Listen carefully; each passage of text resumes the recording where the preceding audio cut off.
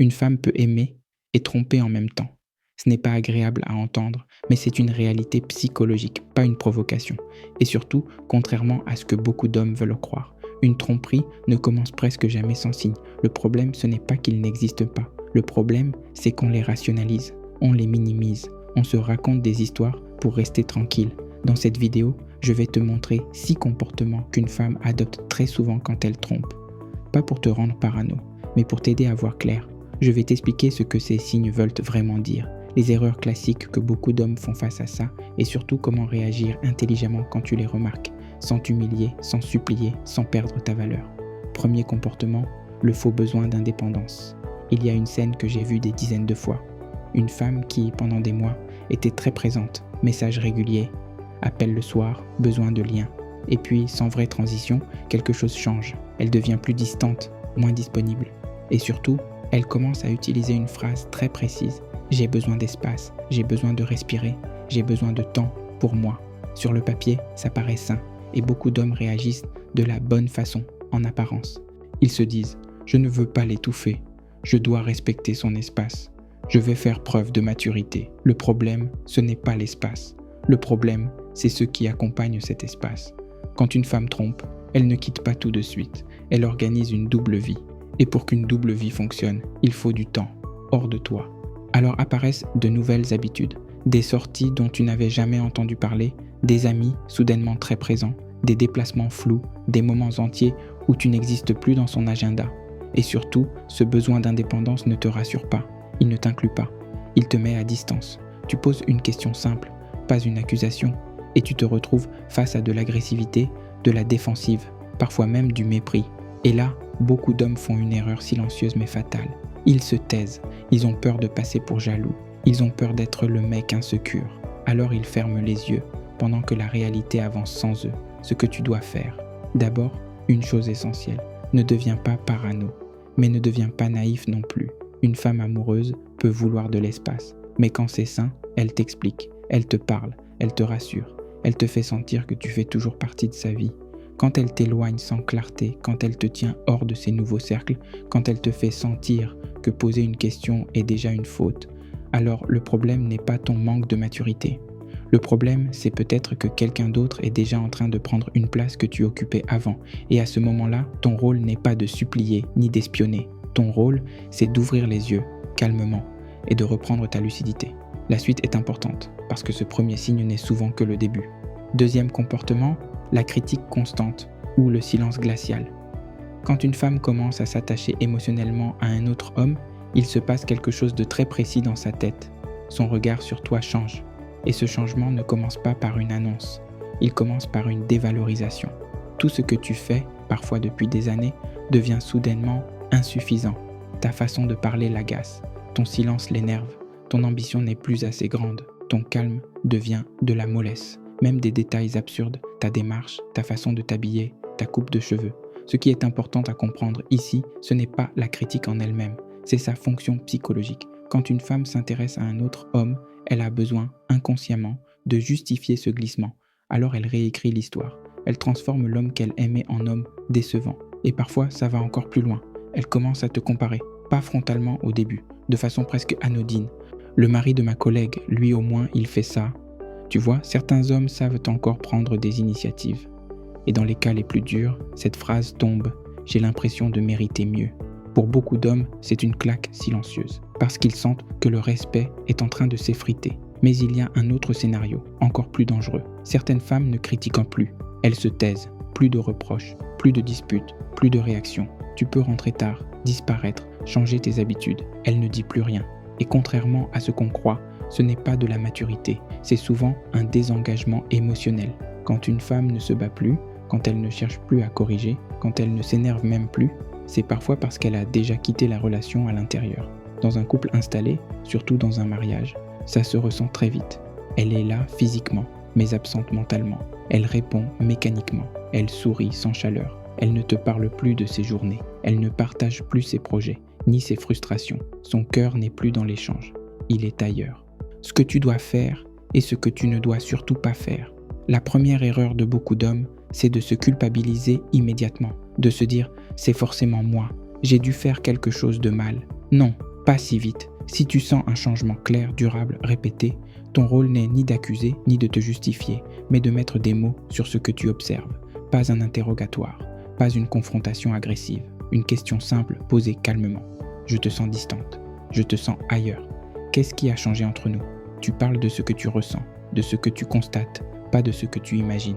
Si quelque chose vient réellement de toi, une femme impliquée te le dira. Et s'il y a encore un espace pour réparer, tu le verras tout de suite. Mais fermer les yeux, faire semblant de ne rien voir, espérer que ça passe tout seul. C'est exactement comme ça que beaucoup d'hommes se réveillent trop tard, quand la décision est déjà prise, sans eux. Et ce deuxième signe, lui aussi, n'arrive presque jamais seul. Troisième comportement, le changement soudain d'apparence et d'énergie. Il faut poser une chose clairement, parce que beaucoup d'hommes se trompent là-dessus. Une femme ne bascule presque jamais directement dans une tromperie physique. Avant le corps, il y a l'esprit. Avant les actes, il y a l'investissement émotionnel. Et quand cet investissement commence ailleurs, quelque chose change. Pas forcément dans ce qu'elle dit, mais dans ce qu'elle dégage. Très souvent, ça commence par l'apparence. Une femme qui, pendant longtemps, ne se souciait pas particulièrement de son maquillage, de ses vêtements, de son image, commence soudainement à faire attention à des détails nouveaux, nouveaux styles, nouveaux vêtements, nouvelles manières de se présenter. Et attention, le problème n'est pas qu'elle prenne soin d'elle, c'est le contexte. Il n'y a pas eu d'événement particulier, pas de changement de travail, pas de nouvelle dynamique dans votre couple, juste une transformation. Mais cette transformation ne t'est pas destinée. Tu remarques autre chose, plus subtile encore. Son énergie n'est plus la même avec toi.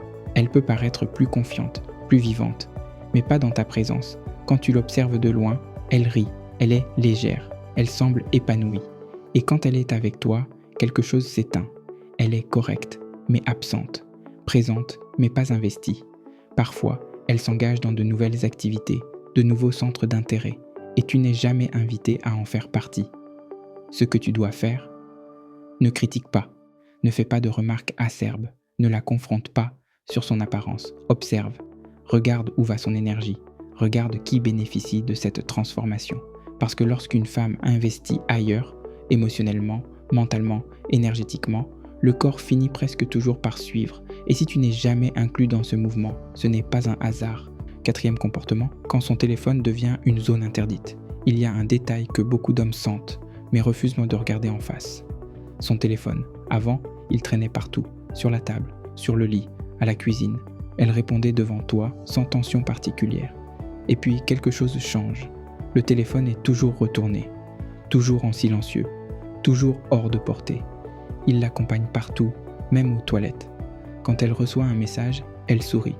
Un sourire rapide, presque instinctif. Tu demandes calmement « C'est qui ?» Et la réponse tombe, floue. « Oh, rien, une copine. » Tu demandes laquelle. Tu ne la connais pas. Et là, beaucoup d'hommes reculent, par peur d'avoir l'air jaloux, par peur d'être perçu comme faible ou contrôlant. Mais un homme sûr de lui ne se fait pas passer pour un idiot. La confiance n'existe pas sans cohérence. Et la transparence n'est pas une intrusion, c'est une base. Ce que tu dois faire ici, ce n'est pas fouiller ni espionner, c'est nommer ce que tu ressens.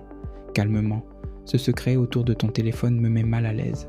Dans une relation, il y a de la confiance, oui, mais pas du mystère permanent. Tu n'accuses pas, tu poses un cadre. Cinquième comportement, quand elle t'accuse de ce qu'elle fait elle-même. Ce comportement est vieux comme la psychologie humaine. Quand quelqu'un adopte un comportement qu'il sait injuste, qu'il n'assume pas intérieurement, il a tendance à le projeter. Autrement dit, elle te trompe. Et c'est toi qu'elle accuse. Soudain, pourquoi tu réponds tard? Tu étais avec qui? Qu'est-ce que tu caches dans ton téléphone? Elle t'oblige à te justifier, non pas pour comprendre, mais pour détourner l'attention. Et là, beaucoup d'hommes font une erreur grave. Ils essaient de prouver leur innocence. Ils se justifient trop. Ils coupent des contacts. Ils marchent sur des œufs pendant qu'elle fait exactement ce qu'elle reproche. Un homme stable n'a pas besoin de se défendre en permanence.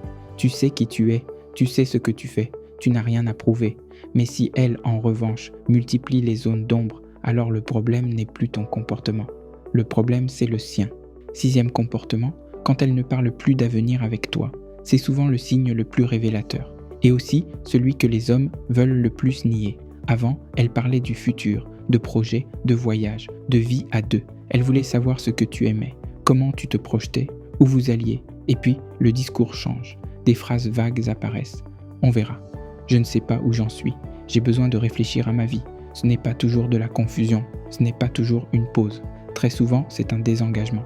Elle teste autre chose. Elle garde la relation avec toi en attente, comme une sécurité, comme un plan B. Concrètement, ça se voit. Projets annulés, décisions repoussées, flou dès qu'on parle d'engagement. Et beaucoup d'hommes se racontent une histoire rassurante. C'est juste une phase. La réalité est plus dure. Ce qui sort de la tête d'une femme revient rarement. Alors oui, il faut parfois poser une question risquée, mais nécessaire. Est-ce que tu me vois encore dans ta vie, dans 6 mois, dans 1 an ? Si elle n'a pas de réponse, c'est souvent parce que cette réponse est déjà en train de se vivre ailleurs. Si tu reconnais 1 ou 2 de ces signes, ce n'est peut-être rien. Mais si tu les coches presque tous, alors il est peut-être temps d'arrêter de t'endormir. Retiens bien ces 6 points. Elle devient soudainement indépendante. Elle devient critique ou émotionnellement absente. Elle change d'apparence et d'énergie, sans t'inclure. Son téléphone devient un secret. Elle t'accuse sans raison claire. Elle ne se projette plus avec toi. Ce n'est pas une vidéo contre les femmes. C'est une vidéo pour rappeler quelque chose aux hommes. L'amour, ce n'est pas seulement ressentir, c'est aussi voir clair. Fermer les yeux ne protège pas. La lucidité, oui, parce qu'un homme qui voit clair, même quand la vérité fait mal, reste un homme solide. Si cette vidéo t'a parlé, laisse un like. Dis-moi en commentaire si tu as déjà vécu ce genre de situation ou si tu es en train de la vivre. Et si tu n'es pas encore abonné, fais-le maintenant. Je prépare une série de vidéos que tu ne veux vraiment pas manquer. On se retrouve très bientôt.